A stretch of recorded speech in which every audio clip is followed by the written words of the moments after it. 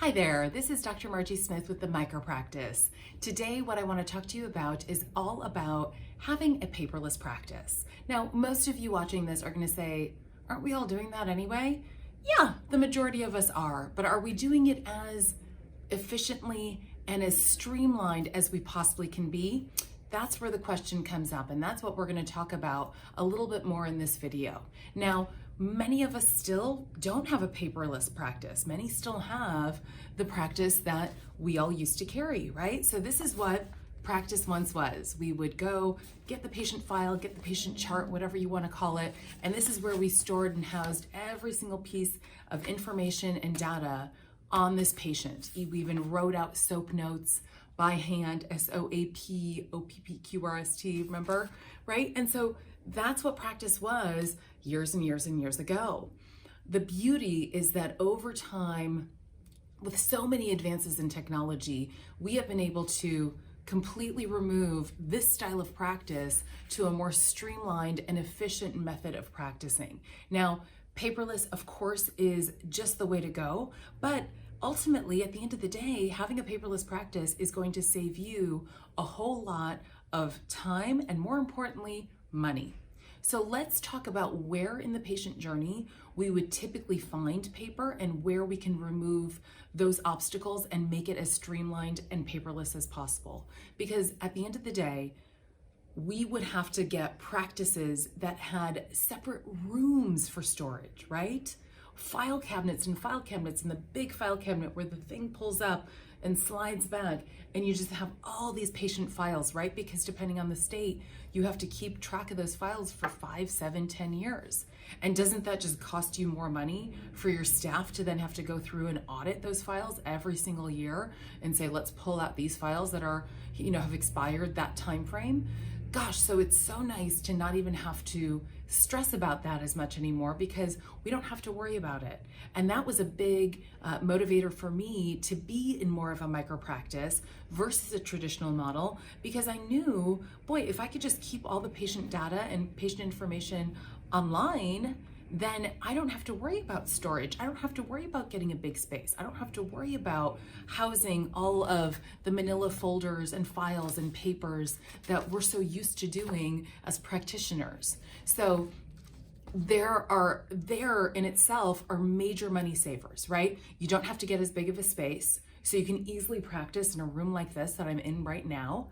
You also don't need to purchase manila folders. You don't need to purchase so much paper to be printing things off over and over and over again. Now, of course, those types of costs are not huge, but when it comes to rent, boy, to not have to spend as much money in rent because you can do it all in a nice small space like this, that's a big bonus in the long run because your overhead is lower, which means that you just get to keep that much more of your profits at the end of the day.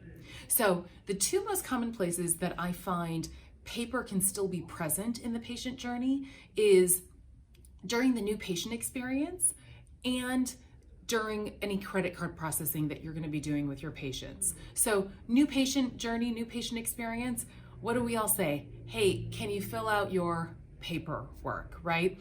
Now, many chiropractors or many practitioners have put their paperwork online and have created like a PDF file that the patient can click to, but that patient is still printing off that paperwork at home. They're still filling that out at home, and then they're coming in, they're handing you a stack of papers. And then you as the chiropractor need to figure out what to do with all these papers, right? So now every EHR has the ability for you to be able to create your own customizable intake forms. And that's what I've done with my practice. I have individual intake forms for pediatrics, for adults, for children, for teenagers. And it's so nice because, again, everything is just housed in one area. So when that new patient appointment gets created, they click on the link and they go and fill everything out online, and then it automatically gets sent over to me, which is another super great bonus. Because that paperwork immediately gets sent over to me or notified that they filled it out, now I can get to know a little bit about the patient before they walk in the door, which is even great because I feel even that much more prepared to be able to help and consult with them. So that new patient experience is a big one. And not only is it the intake information, but then there's HIPAA, there is informed consent, there's whatever other paperwork that you may have all of that paperwork should be housed and stored and those agreements online. And then your patient has the ability to sign all of those things online versus they coming in with paper in hand or you putting a paper on clipboard and then them filling it out. How many times has a new patient walked in late? How many times has a new patient walked in like exactly on time for their appointment, still knowing that they have to fill out their paperwork for 15 minutes, right? And then that just throws you off and it's like your whole schedule gets off course because the new patient had to fill out paperwork at the office. So having this solution online and in place is just going to save you so much time and ultimately money in the long run, for sure. Now, another place that we can still find some paper is with credit card processing. Now, obviously, the majority of our patients, when they're paying us directly, they're using credit cards. Patients love using credit cards. But have a system that can, first and foremost, that can beautifully store their credit cards on file, so we don't even have to worry about exchanging the credit cards over and over again. But more importantly, have the ability to send virtual receipts versus having to print off paper receipts every single time a person comes in. Because again, that's just that much more money that you're spending on the supplies, on the equipment, on the paper, on the printers, etc. So this way you can just avoid all of it and have the credit card be signed virtually, and then they get an emailed receipt sent over to them automatically. Now, I will at first ask patients if they need a paper copy, that I'm happy to print one off for them, but that they will get an emailed receipt. And would that be good enough?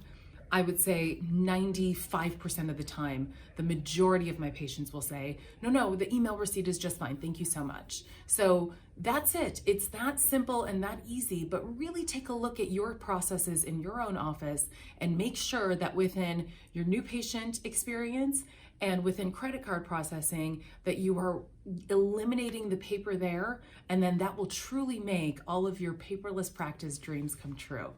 This is Dr. Margie Smith with the Micropractice. I'll see you all next time. Thanks, bye.